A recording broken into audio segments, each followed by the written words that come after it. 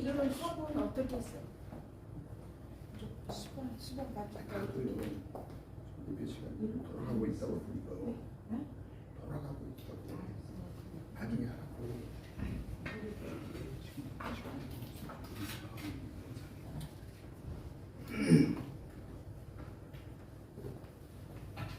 예배 준비 찬송 426장을 찬송 드린 후에 주일 예배 시작하겠습니다. 찬송가 426장입니다.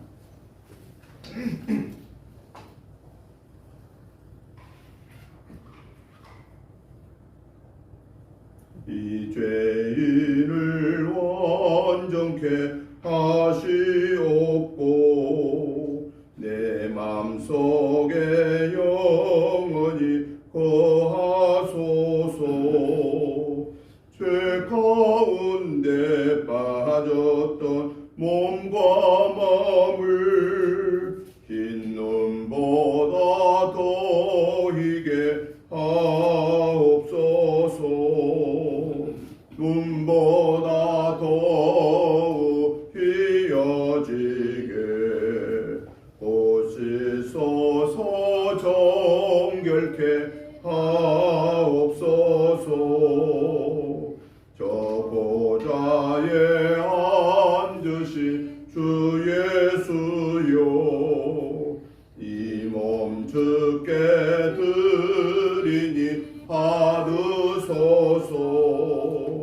내 마음과 지식도 드리오니 흰 눈보다 더 희게 하옵소서. 눈보다 더욱 희어지게 보시소서. 정결케 하옵소서. 그 상하신 발 아래 엎드려서 날 깨끗게 하시기 원합니다. 날 정결케 하는 피 믿사오니 흰 눈보다 더 희게 하옵소서. 눈보다 더욱 희어지게 보시소서. 정결케 하옵소서.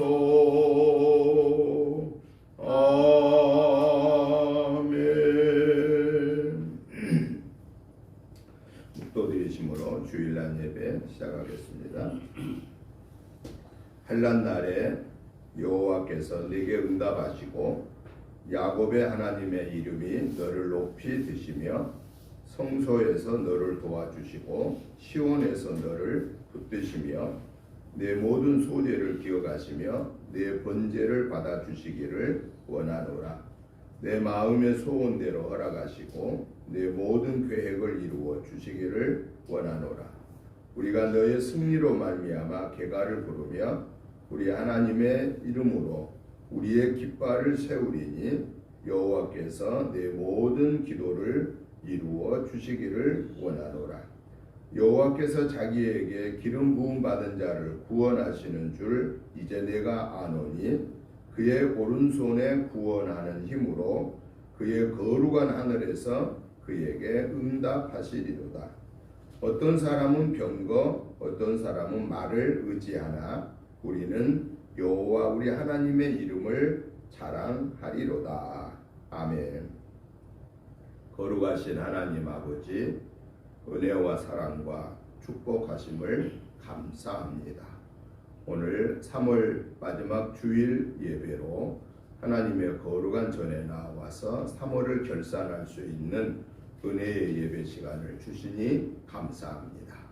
저희들 지난 한 주간 또한 지난 이 3월 한 달 생활 속에서 연약하여서 알지 못하여서 순간적인 욕심 때문에 마음속으로 입술로 행동으로 죄를 짓고도 회개하지 못하였던 모든 허물 죄들을 이 시간에 예수 그리스도의 보혈의 피를 의지하여 회개합니다. 하나님 아버지, 우리의 모든 허물죄를 용서해 주시고 기억하지도 마시고 뒤로 돌려 주시리라고 약속하신 그대로 이 시간 저들의 모든 허물죄로부터 사함받은 하나님의 자녀로서 마음과 뜻과 정성을 모아서 드리는 예배가 되게 하시고 우리의 예배를 아버지 하나님이 기뻐 받으시고 영광 받으시옵소서. 하늘 보좌 여시고 하늘의 복으로 땅의 복으로 풍성케 채워주셔서 영혼 육관을 강건함으로 이 3월을 마치고 또 아름답게 4월을 맞이하는 이 복된 한 주간이 되게 하여 주옵소서. 오늘 예배에 성삼위 하나님이 친히 좌정하시고 홀로 영광 받으시며 악한 사단의 계교는 모양까지도 물리쳐 주시옵소서. 예배의 시종을 주께 의탁드리오며 예수님의 이름으로 기도드리옵나이다. 아멘. 다 같이 일어나셔서 찬송가 19장 찬송을 드리겠습니다.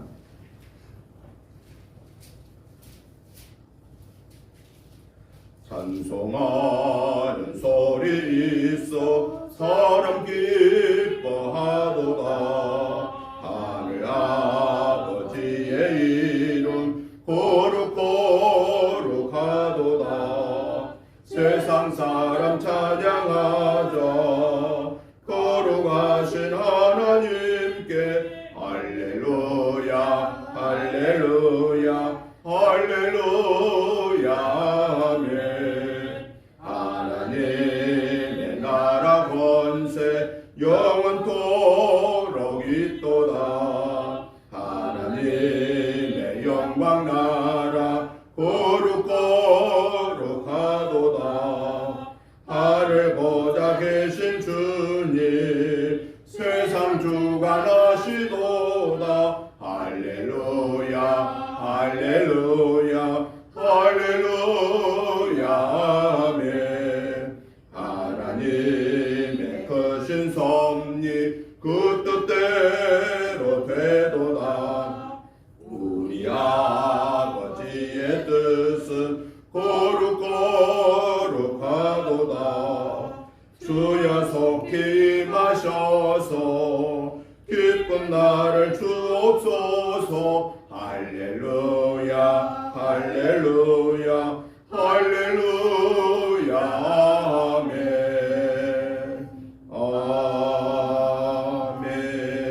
아멘. 교독문 찬송가 뒤에 13번 말씀을 교독하시겠습니다. 여호와는 나의 목자시니 내게 부족함이 없으리로다. 그가 나를 푸른 풀밭에 누이시며 쉴만한 물가로 인도하시는도다. 내 영혼을 소생시키시고 자기 이름을 위하여 의의 길로 인도하시는도다. 내가 사망의 음침한 골짜기로 다닐지라도 해를 두려워하지 않을 것은 주께서 나와 함께 하심이라. 주의 지팡이와 막대기가 나를 안위하시나이다. 주께서 내 원수의 목전에서 내게 상을 차려 주시고 기름을 내 머리에 부으셨으니 내 잔이 넘치나이다. 내 평생의 선하심과 인자하심이 반드시 나를 따르리니 내가 여호와의 집에 영원히 살리로다. 아멘. 사도신경으로 신앙 고백 드리겠습니다. 나는 전능하신 아버지 하나님 천지의 창조주를 믿습니다. 나는 그의 유일하신 아들 우리 주 예수 그리스도를 믿습니다. 그는 성령으로 잉태되어 동정녀 마리아에게서 나시고 본디오 빌라도에게 고난을 받아 십자가에 못 박혀 죽으시고 장사된 지 사흘 만에 죽은 자 가운데서 다시 살아나셨으며 하늘에 오르시어 전능하신 아버지 하나님 우편에 앉아 계시다가 거기로부터 살아있는 자와 죽은 자를 심판하러 오십니다. 나는 성령을 믿으며 거룩한 공교회와 성도의 교제와 죄를 용서받는 것과 몸의 부활과 영생을 믿습니다. 아멘. 앉아주시기 바랍니다. 찬송가 89장 찬송을 들으신 후에 장혜자 권사님 기도해 주시겠습니다. 89장 찬송 드리겠습니다. 사랑의 꽃 예수 나의 마음에 거룩하고 아름답게 하옵소서. 내 생명이 참 사랑의 성기로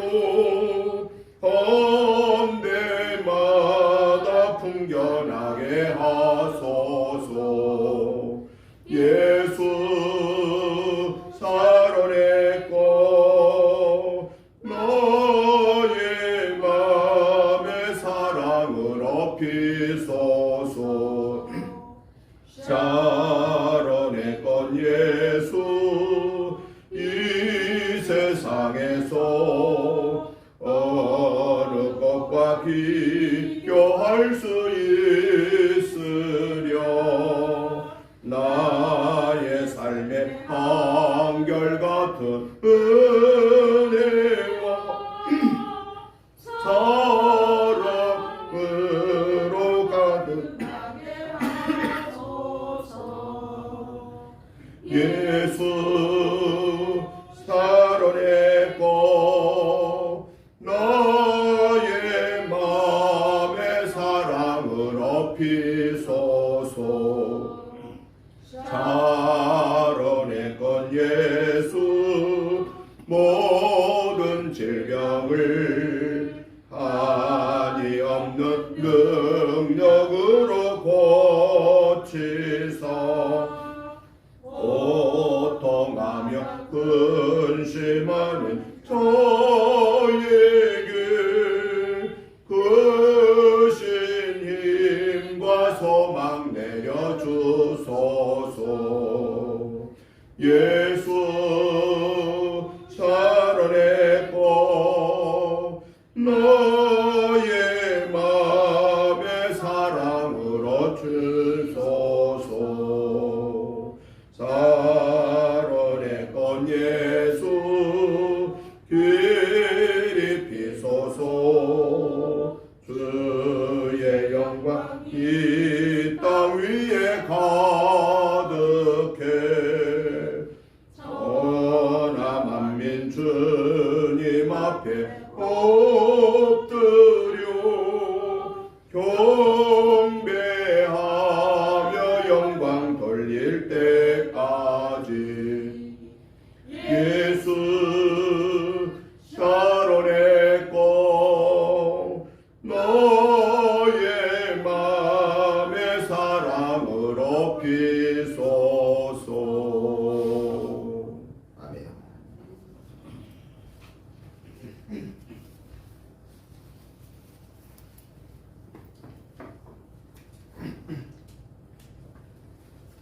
다 같이 기도드리겠습니다.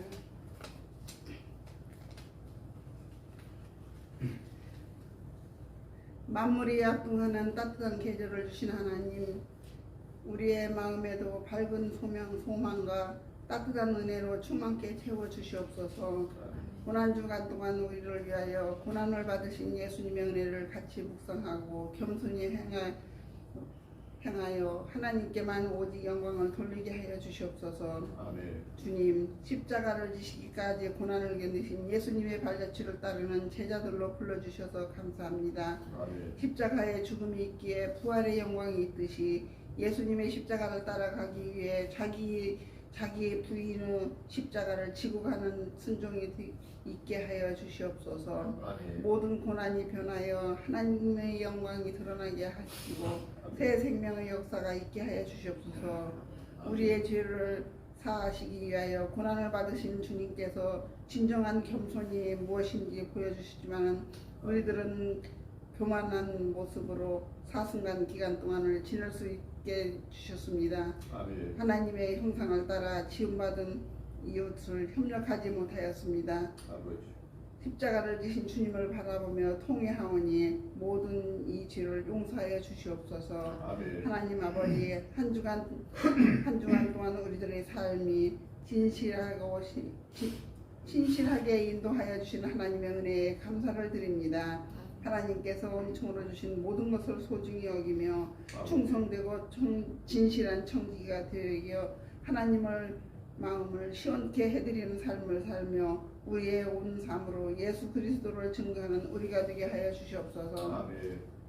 저희는 하나님의 자녀로 살아오면서 생각으로는 부활의 소망을 부르짖으며 또한 여전히 부르짖으면서도 여전히 좌절과 번민 속에서 살아왔지만은 이제는 마음과 행실을 돌이켜 진심으로 하나님을 섬기며 충실하는 청지기가 되게 하여 주시옵소서. 아멘. 우리 안에 구원의 기쁨과 감사가 넘치게 하시고 아멘. 주님의 복음을 증거하는 삶을 살아가게 하여 주시옵소서. 아멘. 단위에 세우신 목사님 말씀 주실 때 성령의 말씀으로 뜨겁게 채워 주시옵소서. 영육간의 강건함으로 채워 주시옵소서. 아멘. 말씀을 듣는 성도들의 심정이 뜨거워져서 한 주간의 생활 속에서 감사가 넘치는 믿음으로 승리의 생활이 되게 하여 주시옵소서. 아멘. 하나님 아버지, 우리에게 진리의 말씀으로 일깨워 주시고 마음에는 정직한 영을 새롭게 하여 주셔서 행함이 있는 믿음으로 살아가게 하여 주시옵소서. 아멘. 그리하여 우리의 인생이 하나님께만 영광을 돌리고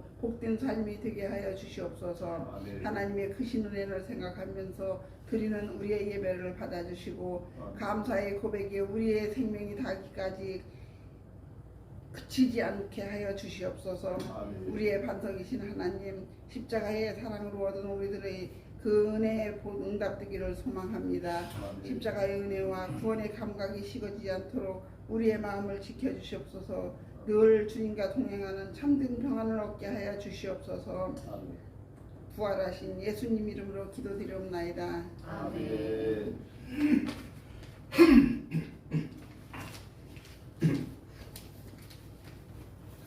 하나님의 말씀을 보겠습니다. 하나님의 말씀은 마가복음, 신약성경 마가복음 14장 12절부터 16절 말씀까지를 우리 같이 한음성으로 보시겠습니다.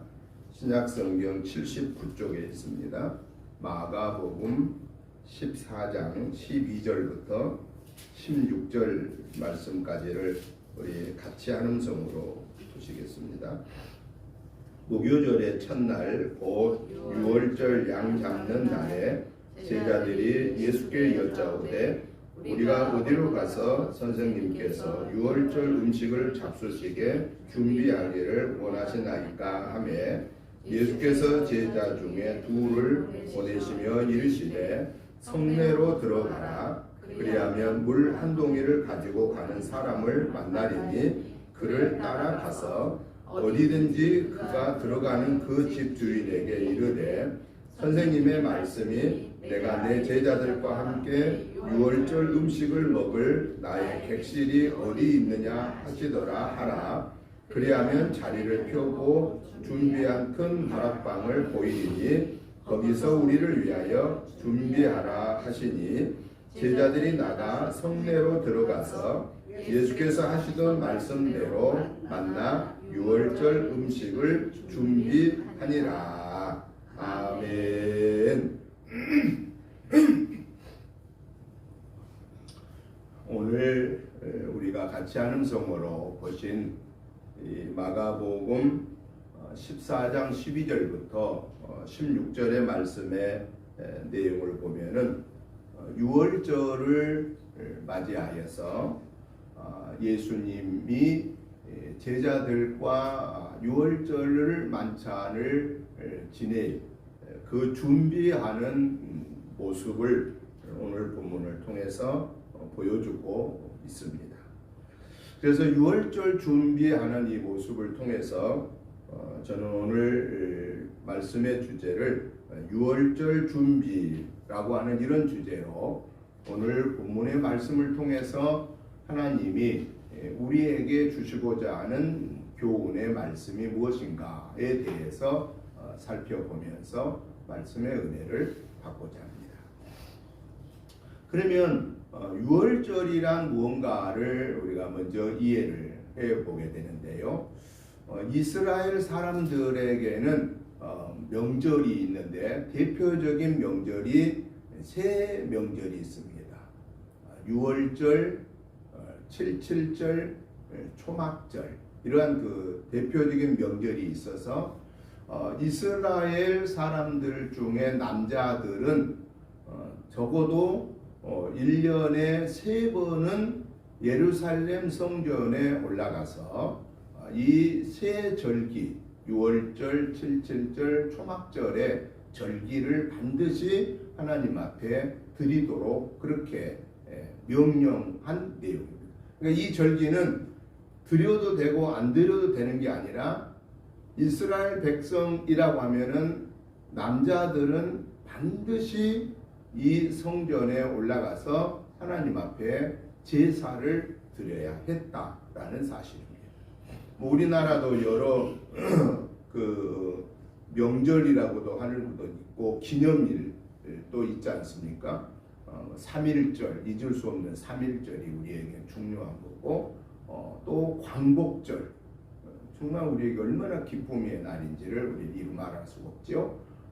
그와 반면에 참 다시는 일어나서는 안 되는 그런 끔찍한 6.25 같은 사건, 이런 것들이 있죠.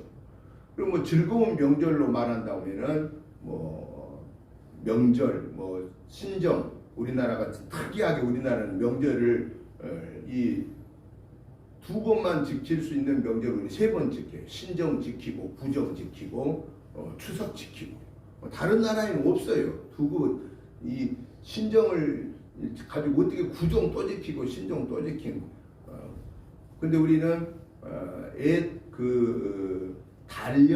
원력을 사용했던 음력을 우리가 또 같이 사용하기 때문에 우리는 이제 그 음력 명절을 또 지키고, 또 우리가 세계적으로 이 원력을 우리가 사용하는 이 달력을 또 사용하는 이것 때문에 또 신정, 이걸 우리는 지키게 되는 것이죠.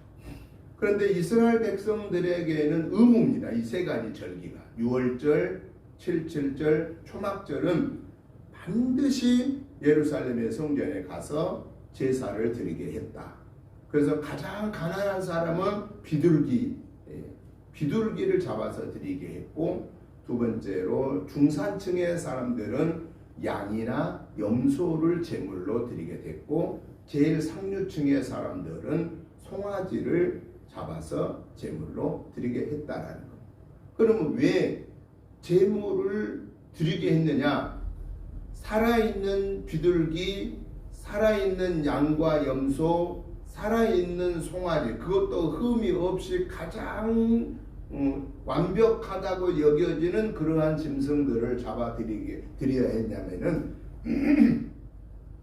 피해 제사를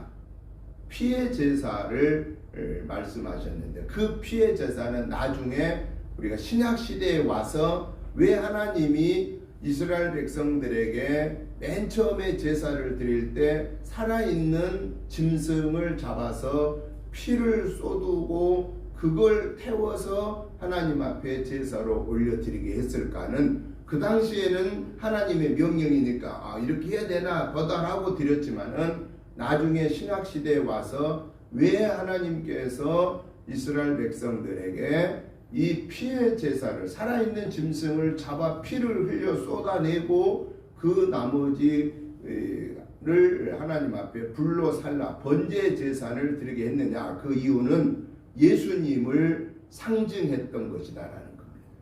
예수님이 이 땅에 오셔서 모든 율법을 완성하기 위하여 십자가에 달려 죽으시는 피 흘림의 그 사실을 오래전 이 구약시대에 예고해 놓은 그 사건이고, 예수님이 십자가에 달려 죽으시는 순간에 이스라엘 사람들의 구약 율법적인 제사 제도가 다 완성되어진, 그래서 휘장이 위에서 아래로 찢어지고 누구든지 하나님 앞에 나와서 직접적으로 제사를 드릴 수 있는 길을 열어주셨고, 그 예수님을 믿는 믿음으로 하나님의 자녀의 권세를 회복받게 하신 이 예수님의 십자가 사건을 우리에게 알려주시고자 하는 것이 이미 구약시대의 제사법을 통해서 하나님은 예고하셨다라는 사실입니다. 그러면은 오늘 본문에 나타나는 내용은 유월절에 대한 내용입니다. 유월절이란 이 절기가 어떻게 시작되었는가 하는 것을 우리가 이해를 해보면은 아브라함이 저기 갈대아 우르에서 하란으로 거쳐서 가나안 땅 오늘의 이스라엘로 들어왔는데 저 갈대아 우르는 학자들에 따라서 조금씩 이렇게 얘기를 달리하는 경우가 있습니다. 어떤 사람들은 이란이라고 하고 어떤 사람들은 이라크라고 하고 거의 이란과 이라크의 거의 그 중간 어떤 경계와 같은 곳에 위치해 있다 보니까 어떤 학자는 아브라함의 고향 갈대아 우르가 이란이라고 말하는 분들도 있고 어떤 분들은 이라크라고 말하는 분도 있는데 더 많은 학자들이 이라크다라고 이렇게 말을 많이 합니다. 어떻든 간에 저 갈대아 우르에 살고 있는 아브라함을 하나님이 불러서 약속의 땅 가나안으로 들어가라. 내가 너에게 큰 민족을 이루게 하고 내가 너로 믿음의 조상이 되게 하리라 라고 하신 그 말씀을 주었을 때, 즉 명령이었죠. 명령을 주었을 때 아브라함은 그 하나님의 말씀을 믿고 어떻습니까? 고향 친척 아비집을 떠나 하란 지역에 저 터키 쪽에 있는 그 하란 지역에 잠시 머물러 있다가 이스라엘, 오늘 말하면 이스라엘로 그 당시로 말하면 가나안이죠. 가나안 땅으로 들어와서 맨 먼저 헤브론 산지, 헤브론은 산지입니다. 좋은 땅이 있는 곳이 아닙니다. 헤브론 산지에 들어와서 임시 정착하게 됐죠. 왜 아브라함이 마음대로 좋은 땅을 고를 수 없냐면은 이미 이 가나안 땅에는 원주민들이 이 여러 6개, 7개 족속들이 이미 자리를 다 차지하고 살고 있었고 아브라함은 사실은 객입니다. 객. 자기 고향이 아니잖아요. 타국에 지금 온 거예요. 하나님이 이 가나안, 이 이스라엘이라는 나라를 통해서 하나님이 인류 구원사를 이루기 위해서 등장한 인물이 아브라함이고 그 인류 구원사를 위한 등장하는 그 지역이 가나안이었다라고 오늘의 이스라엘이었다라는 겁니다. 그래서 그 가나안에 와서 헤브론 지역에서 살면서 아브라함이 100세에 아들을 낳았는데 이삭을 낳게 되고 그 이삭이 또 아들을 낳아서 그 이삭이 야곱을 낳고 에서를 낳고 그 3대에 이르는 야곱을 통해서 12아들이 낳게 됩니다. 후대에 이 야곱의 아브라함, 그의 자식 이삭, 그의 자식 야곱. 그러니까 아브라함의 3대에 거쳐서 4대째에 아브라함의 저 자손들 중에 이제 야곱의 12아들이 이제 태어나서 이스라엘 후대에 이스라엘을 이루는 그런 후손들이 시작이 됩니다. 그런데 아브라함이 이 헤브론 지역에 와서 살고 있는데 설상가상으로 어떤 일이 벌어졌느냐? 이 가나안 땅에 큰 흉년이 들었습니다. 비가 오지 않아서 농사를 할 수가 없었습니다. 우리가 이스라엘이라는 나라를 이해를 해야 되는데 지금도 이스라엘은 저 산지에 가면은 예루살렘 그 지역 광야 지역을 가면은 지금도 풀 한 포기가 날 수 없는 그러한 지역을 통해 그런 지역이 많고 지금도 예루살렘 그 지역의 산지에 그 광야에 가면은 지금도 사람이 살 수 없는 그러한 골짜기 돌밭의 골짜기들로 대부분 다 이루어져 있는 곳이 이스라엘입니다. 그런데 이 성경이 쓰여질 당시로 우리가 내려가 본다고 하면은 적어도 신약 시대로 보면은 2000년이고 구약 시대로 보면은 적어도 6000년, 구약을 보통 4000년으로, 신약을 보통 2000년으로 보기 때문에 그 6000년 전에, 적어도 5000년 전에 사건으로 우리가 돌아가 본다고 하면은 우리나라 생기기 때와 거의 비슷하다고 이 추상을 추론해 보면 됩니다. 그럼 그 당시에는 얼마나 열악했을까? 그런데 그러한 상황에 농사 지을 수 있는 곳이 이스라엘에는 그렇게 땅이 많지 않아요. 대부분 산지니까, 산악지대니까. 거기다가 대부분 또 평지라고 해봤자 광야입니다. 광야. 물이 없습니다. 갈릴리 호수 저 헐몬산에서부터 내려와서 계속해서 이어져 내려온 갈릴리 호수를 통해서 내려오는 그 모든 물줄기들은 농사할 만한 그러한 터전으로 가는 것이 아니고 이 물줄기는 다 저 사해바다로 갈릴리 호수에 모여서 사해바다로 흘러가 버리고 그 사해바다는 이 지면보다도 지평면 이 0점 기준보다도 200m가 해면 200m가 낮은 지역으로 물이 다 흘러가 버립니다. 그래서 거기 있는 저 200m로 낮은 지역의 물을 끌어올려서 농사를 한다고 하는 것은 당시 기술로는 할 수가 없었다라는 사실입니다. 옛날 우리나라에 천수답이라는 말이 있잖아요. 천수답. 천수답은 어떤 겁니까? 하늘에서 비가 와야만 그 비에 의해서 물로 공급을 받아 농사할 수 있는 그러한 농토를 천수답이라고 했습니다. 이스라엘은 따지고 보면 지금도요 다 천수답이라고 보면은 맞습니다. 그런데 요즘은 워낙 기술이 발달하여서 그 모든 물들을 끌어올려서 풍성하게 살아가고 있습니다. 반면에 이스라엘과 붙어 접경을 하고 있는 이집트는 어떠냐? 이집트는 그러한 충분한 여력이 없기 때문에 이집트의 그 많은 땅이 광야로 지금도 완전히 방치되어 있는 곳이 너무나 많다라는 거예요. 그래서 이집트 국경을 넘어서 이스라엘을 넘어오면은 이스라엘은 푸릇푸릇한 이런 나무들이 너무 많은데 이스라엘에서 이집트 국경 쪽을 바라보면 그 뒤에는 황야입니다. 황토색으로 물들어 있습니다. 고속도로만 쭉 나 있지, 이스라엘과 이집트를 이어가는 고속도로만 쭉 나 있지, 나머지 고속도로 옆에는 다 광야입니다. 뭘 심을 수가 없습니다. 물이 없으니까. 그러한 상황에서 수년 동안 농사를 할 수 없는 가뭄에 이르러서 야곱의 가족들이 굶어 죽을 수밖에 없는 그런 상황에 이르렀다라는 겁니다.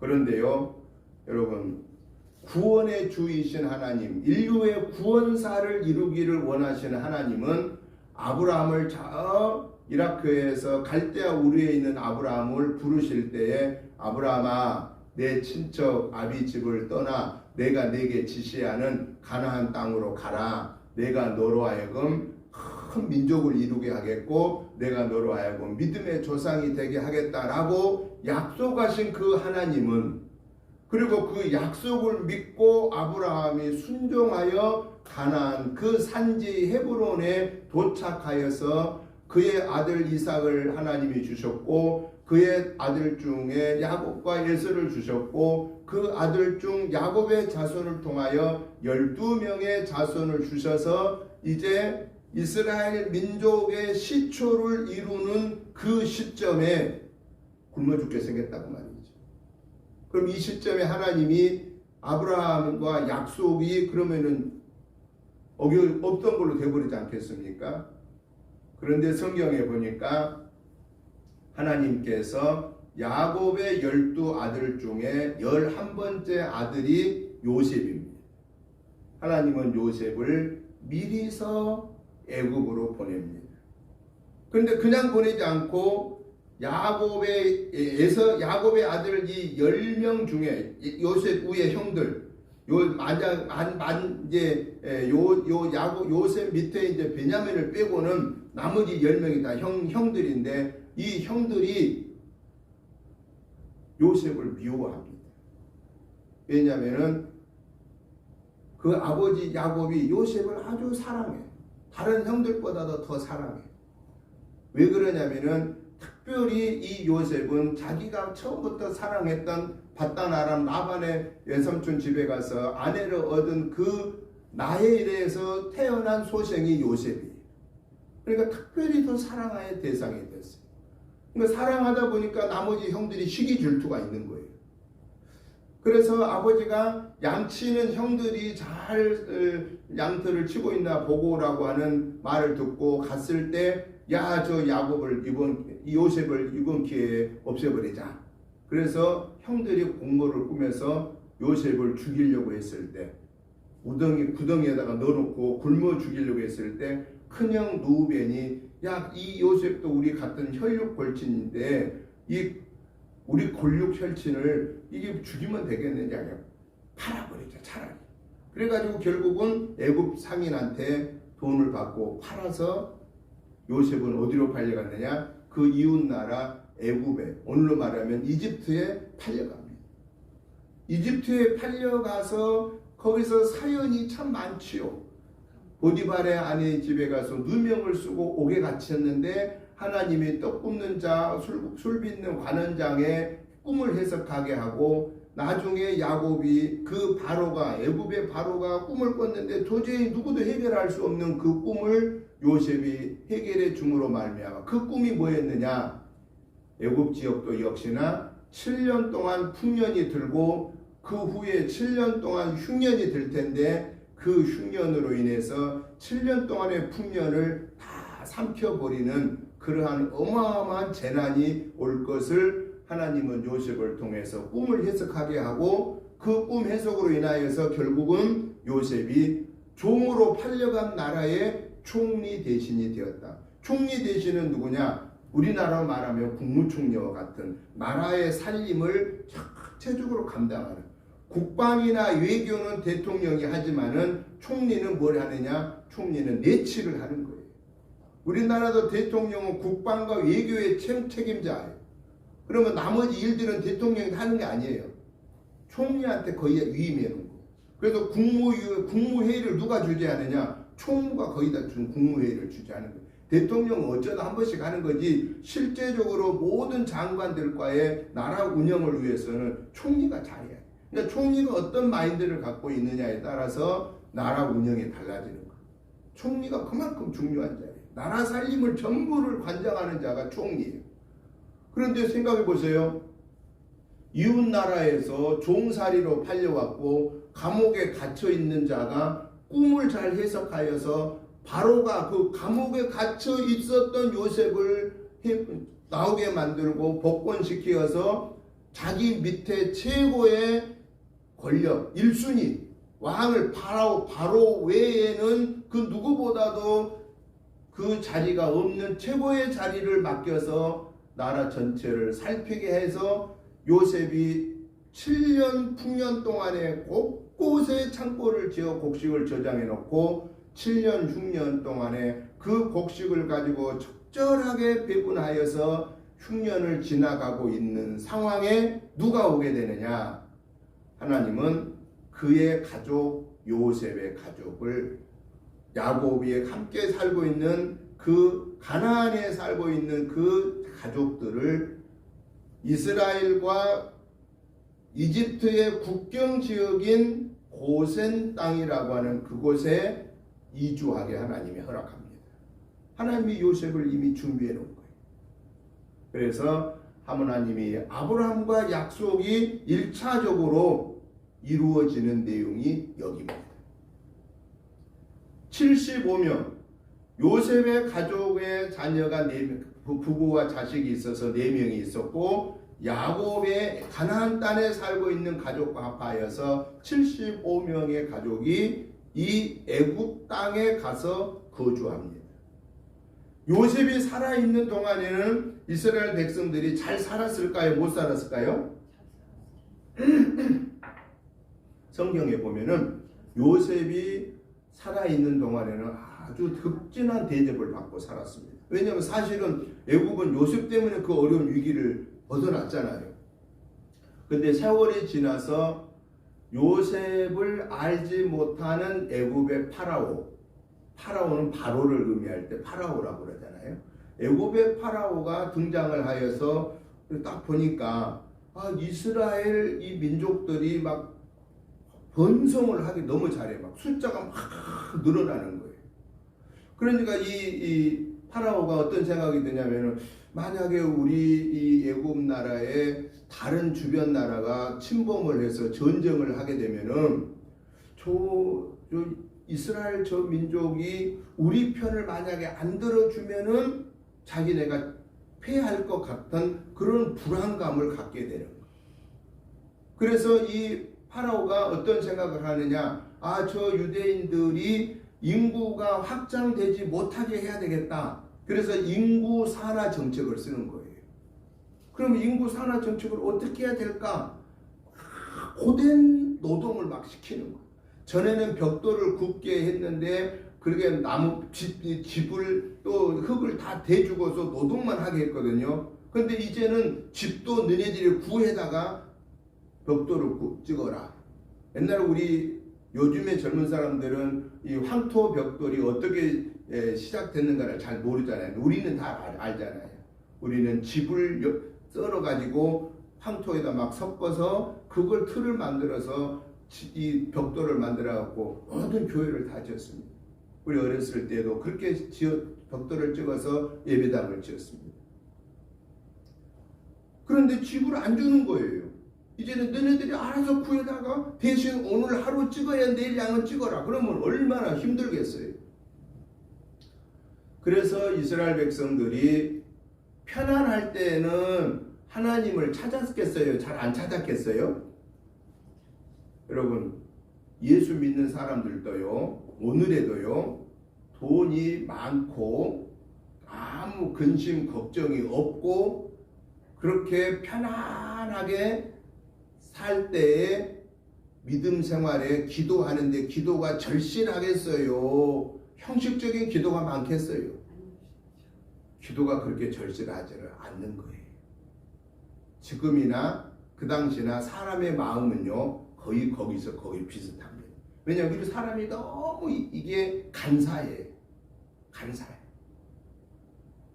더군다나 이방인 신들을 쫓는 사람들도 일어나기 시작합니다. 이 애굽의 신은 어떤 신이냐? 풍요의 신, 농사의 신, 바알신을 섬기기 시작한 거예요. 하나님은 절대로 유일하신 야훼 하나님, 여호와 하나님만을 섬기게 했는데도 불구하고 그곳에서 수백 년, 430년 만에 나오는데 수백 년을 살다 보니까 자기들도 모르는 사이에 어디 문화에 익숙해지기 시작하냐면은 이 애굽 문화에 익숙해지기 시작하고 이 애굽의 풍요로운 바알신에 접촉하다 보니까 그들의 이 정신이, 그들의 신앙관이 유일하신 여호와 하나님 신앙에서 쇠퇴하기를 시작했다라는 거예요. 그러니까 하나님은 그러한 상황을 다 아시고 요셉을 모르는 제2 파라오를 통해서 이스라엘 백성들에게 고난을 주기 시작한 거예요. 고난을 줘요. 여러분, 건강했던 사람이 건강을 잃게 되고 돈에 여유가 있던 사람이 돈에 여유가 없어지고 자기 말이면은 옆에 사람들이 예 하고 받들어주고 했던 상황이 뒤바뀌어주고 아무도 나를 안 알아주고 내가 할 일은 별로 없는 것 같고 이러한 낮은 자리에 떨어질 때에 예수 믿는 사람들은 주로 어떻게 해야 되느냐? 하나님 앞에 엎드려야 되는 거예요. 그런데 그런 사람이 있는가 하면 아니 하나님 왜 나를 복을 안 주시냐고 하나님을 원망하는 사람도 있다라는 겁니다. 고난당할 때 우리는 하나님께 나와 엎드려야 됩니다. 뭘 엎드려야 되냐? 하나님과 관계에서 제가 잘못된 것을 깨닫지 못하고 내 마음대로 살았는데 하나님 잘못된 것을 깨우쳐 주옵소서. 제가 바로 고치겠나이다. 그리고 하나님 앞에 매달려야 돼요. 하나님만이 이 고난에서 나를 해결해 줄 수 있습니다. 이스라엘 백성들이 더 이상 이 파라오의 학정 밑에서 견딜 수가 없어서 그때부터 하나님 앞에 부르짖기 시작하는데, 하나님은 그걸 이미 다 아시고 하나님이 이스라엘 백성을 이 애굽에서 데려오기 이전에 몇 년 전에 준비하시느냐? 하나님은 80년 전에 이들을 인도해 낼 자를 준비하는데, 그게 누구지요? 모세입니다. 모세를 준비해서 40년 동안 바로의 공주의 양아들로서 궁중 수업, 리더자의 수업을 하게 하고, 그리고 하나님은 다시 광야로 그를 내보내서 40년 동안 하나님과 관계를 바르게 갖게 하기 위해서 80년을 준비해 놓으셨다가, 그 애굽에서 고통당하여 울부짖는 저들을 향하여 하나님이 드디어 그의 말 잘하는 모세의 형 아론을 덕으로 붙여서 가나안 땅으로, 애굽 땅으로 이스라엘 민족을 데려 보냅니다. 파로가, 모세가 가가지고 하나님의 백성을 데려오라고 합니다. 이 이스라엘 백성을 내보내주세요 라고 했을 때 바로가 말 들었어요? 안 들었어요?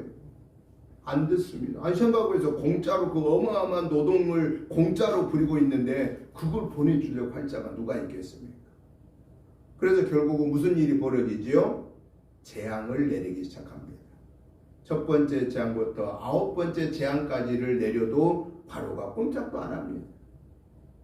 마지막 10번째 재앙이 오늘 본문에 나오는 유월절과 연관되는 재앙입니다. 마지막 10번째 재앙이 뭐냐? 장자 죽음의 재앙입니다. 애굽의 바로의 왕의 아들부터 시작하여 애굽의 모든 가정의 남자 장자는 모두 죽고 짐승도 수컷은 다 죽게 만든 이 죽음의 재앙이 내려지게 되는데, 하나님은 모세를 통해서 양을 잡아서 양의 피를 이스라엘, 애굽에 살고 있는 이스라엘 집에 사람들에는 집에는 문인방에 양의 피를 발라라. 그러면은 죽음의 사자가 애굽에 재앙을 내릴 때에 하나님이 양의 피를 발라놓은 이스라엘 백성의 집에는 그 죽음의 재앙이 넘어가리라. 그래서 유월절이라는 의미는 무슨 얘기냐면요, 넘고 넘는다 라는 뜻입니다. 뭐가 넘고 넘는 거예요? 장자 죽음의 재앙이 넘고 넘는다 라는 겁니다. 그날 밤에 문인방에 양의 피를 발라놓지 않는 애굽의 파로의 장자를 비롯한 애굽의 모든 가정의 장자와 수컷은 다 짐승이 죽었습니다. 그러나 하나님의 말씀대로 이스라엘 백성들, 양을 잡아 문인방에 발라놓은 이스라엘 백성들의 집에는 그 죽음의 재앙이 오지 않았고, 이 파라오가 겁이 나서 빨리 나가라고 내어 쫓듯이 다 쫓아서 이스라엘 백성들은 그때 나올 수가 있었는데 빵을 부풀게 할 시간이 없어서, 우리 옛날에 말하는 개떡 있지 않습니까? 개떡. 요즘 빵을 얼마나 이렇게 부풀게 맛있게 만들어요? 그거는 이스트를 넣고 발효할 시간이 있어야 돼요. 하루 저녁을 잘 발효를 해야 돼요. 그런데 바로가 빨리 나가라고 내쫓는 바람에 그냥 반죽해서 개떡을 가지고 쫓겨나듯이 쫓겨난 과정이 출애굽하게 된 것입니다. 그래서 하나님은 이 유월절을 통해서 이스라엘 백성들이 가나안 땅에 정착했을 때 너희들은 반드시 1년에 유월절 날에 예루살렘의 성전에 와서 하나님 앞에 제사를 드려라. 그걸 뭐냐? 너희들을 여기까지 인도하시는 이가 여호와 하나님이라는 사실을 잊지 말아라 라고 교훈하고 있다라는 사실입니다. 그러면 오늘 이 유월절을 통해서 하나님이 우리에게 주신 말씀의 교훈이 뭐냐? 저는 두 가지만 말씀을 드리려고 합니다. 하나는 유월절의 은혜를 통해서 하나님이 우리에게 말씀하시면 뭐냐? 너희들도 유월절 은혜를 잊지 말아라 라고 하는 것을 교훈하십니다. 여러분, 오늘 저와 여러분들은 예수님을 믿기 전에, 나의 구원의 주로 영접하기 전에는 우리는 누구의 종이었습니까? 마귀의 종이었습니다. 마치 이스라엘 사람들이 애굽에서 430년 사는 동안에 후대에 와서 파라오의 종이 되었던 것과 같습니다. 그런데 하나님께서 모세를 통해서 10번째 재앙 장자의 죽음을 통하여 애굽에서 나옴으로 인하여서 유월절 사건을 통해서 이제 이스라엘 백성들에게는 종이 아닌 자유의 사람이 된 것처럼 오늘 저와 여러분들도 예수님을 나의 구원의 주로 영접하기 전에는 마귀의 종에서 유월절한 거예요. 마귀의 종에서 유월절하여 우리는 누구의 자녀가 됐습니까? 이제 하나님의 자녀가 되었다라는 겁니다. 이 하나님의 자녀가 된 것을 우리는 잊지 말아라 라고 하는 것. 그 다음에 마지막 하나의 교훈은 그러면 하나님의 자녀가 된 것을 잊지 않기 위해서 오늘 우리가 반드시 기억해야 될 것은 뭐냐? 하나님의 은혜를 항상 구해라 라고 하는 겁니다. 하나님의 은혜를 구해라. 왜 하나님의 은혜를 구하라는 거냐? 우리가 이 세상에 태어나서 이 세상에 살다가 마지막 하나님의 부름을 받아 하나님의 앞에 갈 때까지의 우리의 인생의 여정 전체는 누구의 계획 속에 있다라는 거예요? 하나님의 계획 속에 있기 때문이다라는 겁니다.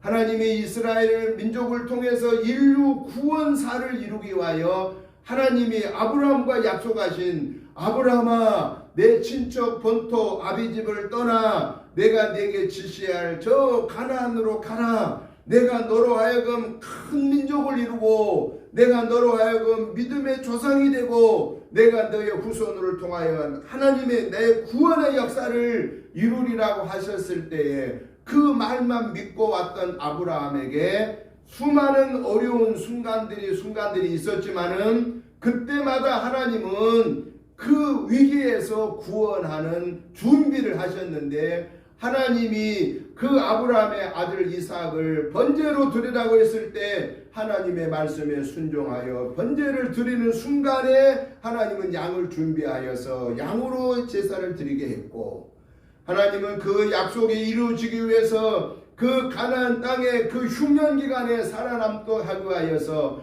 요셉을 먼저 애굽에 보내어 준비하여 그 흉년의 기간을 지나고 애굽 땅에서 엄청난 민족을 형성하여서 이스라엘로 데려와 광야 40년 동안에 매일 먹을 것을 준비하여 주신 하나님은 가나안에 들어와 7 족속들이 이미 살고 있는 저들을 다 몰아내고 오늘의 이스라엘을 통하여서 세계 구원사 기독교가 시작되는 세계 구원사를 이루시는 하나님이 바로 아브라함을 통한 그 순종한 아브라함을 통한 이스라엘 민족으로 인하여 인류 구원사를 진행하신 것처럼 하나님은 오늘 저와 여러분들을 통해서 우리의 믿음의 후손들을 통해서 하나님의 구원사가 이루어진다라는 것입니다. 그렇기 때문에 우리는 하나님의 이 준비하시는 하나님의 은혜를 잊지 말자라는 거예요.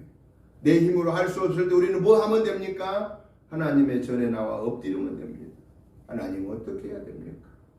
하나님 나를 통해서 하나님의 구원사를 이루시는 도구로 삼으시려고 나를 부르시고 구원받게 하셨는데 하나님 이제 나를 여기서 주저앉게 만드십니까? 하나님 나를 긍휼히 여겨주셔서 하나님 우리 가정을 긍휼히 여겨주셔서 하나님 우리 교회를 긍휼히 여겨주셔서 하나님 우리 일터를 사업장을 하나님 나라 이 민족을 긍휼히 여겨주셔서 하나님의 구원사를 중단하지 않도록 쓰임받게 주옵소서. 라고 이렇게 우리가 하나님의 준비하신 구원사를 잊지 말고 우리는 그 하나님에게 아뢰이자라는 거예요. 구하고 찾고 두드리자라는 거예요. 그러면 하나님은 약속하신 대로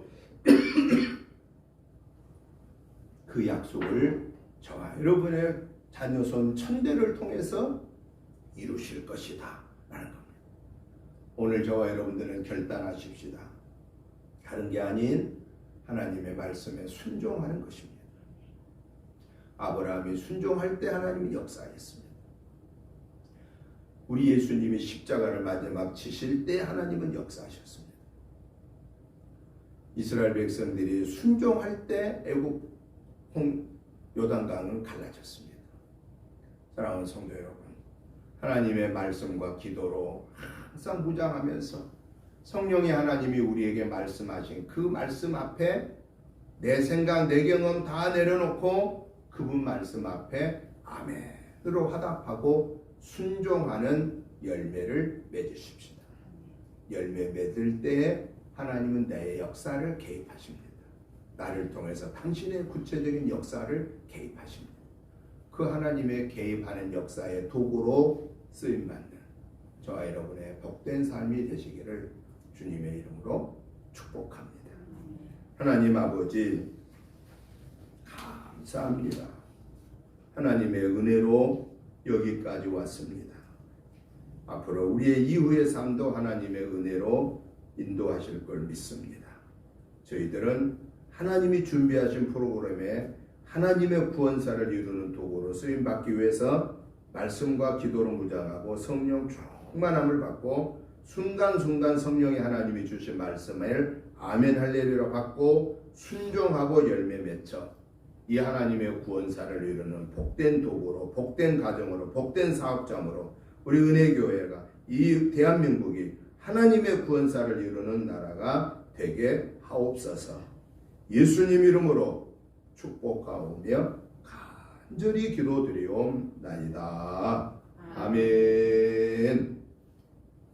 찬송가 321장 찬송을 드리면서 준비하신 예물을 봉헌하시겠습니다. 날 대속하신 예수께 내 생명 모두 드리니 늘 진실하게 하소서. 내 구주 예수여 나 구주 위에 살리라. 내 기쁨 한량없으리. 내 갈 길 인도하소서. 내 구주 예수여 날 구원하신 예수를 일평생 의지하오니 날 영접하여 주소서. 내 구주 예수여 나 구주 위에 살리라. 내 기쁨 한량없으리. 내 갈 길 인도하소서. 내 구주 예수여 주 십자가에 달리사 날 자유하게 했으니 내 몸과 마음을 당뇨에 다스게 하소서. 나 구주 위에 살리라. 내 기쁨 한량없으리. 내 갈 길 인도하소서. 내 구주 예수여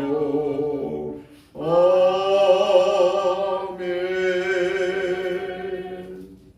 하나님 아버지 감사합니다. 하나님의 은혜로 한 달을 결산케 해주셔서 감사합니다. 이 하나님의 은혜와 사랑과 축복하심이 너무 크고 감사하여서 하나님이 주신 물질 중에 구별하여서 감사한 마음과 함께 예물을 올려드립니다.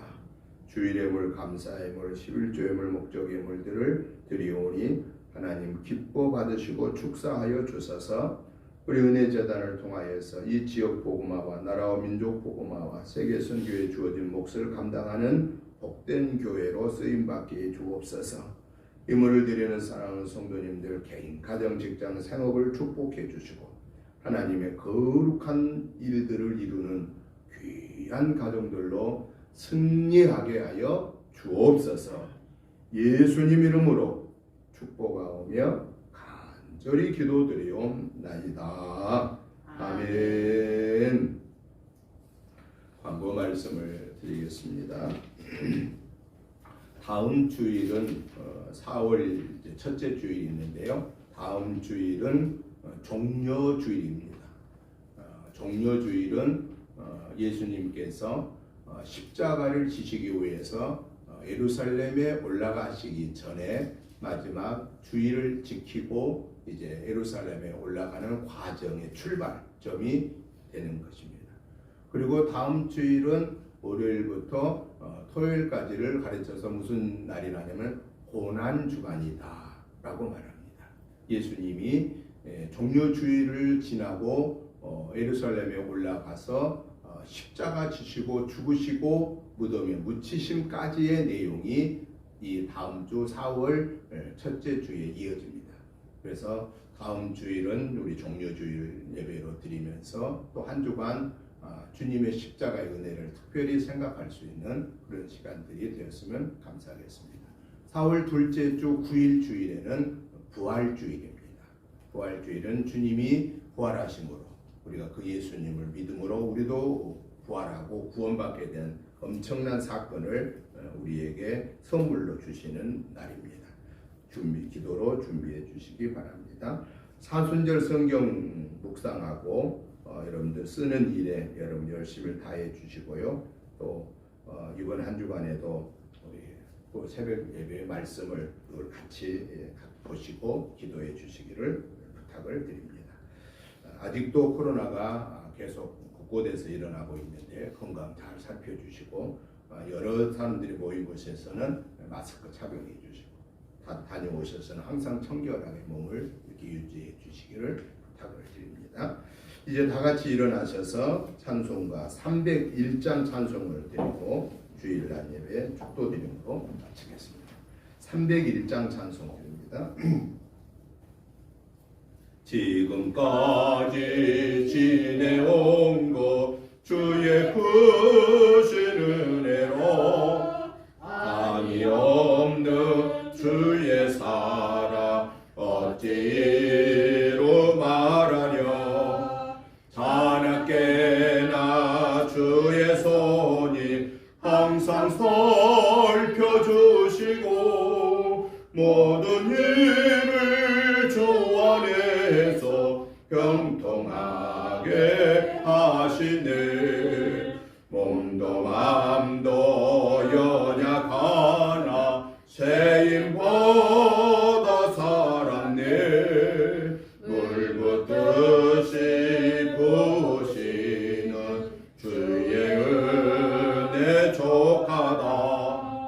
사랑 없는 거리에나 험한 손길에 맬 때 주의 손을 굳게 잡고 찬송하며 가리라. 주님 다시 배올 날이 날로 다가와 무거운 짐 주께 맡겨 벗을 날도 멀잖네. 나를 위해 예비하신 고향 집에 돌아가